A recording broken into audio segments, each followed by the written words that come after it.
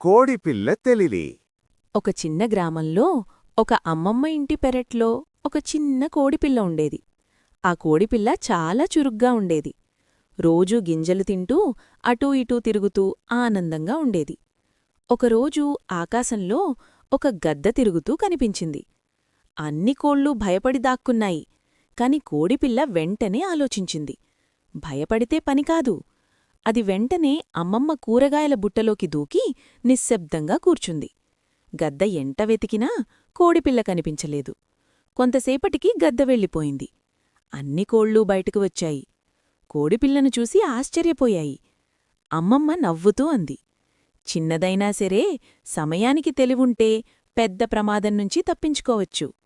నీతి: ప్రమాదం వస్తే భయపడకూడదు, తెలివిగా ఆలోచించాలి, బయటపడాలి.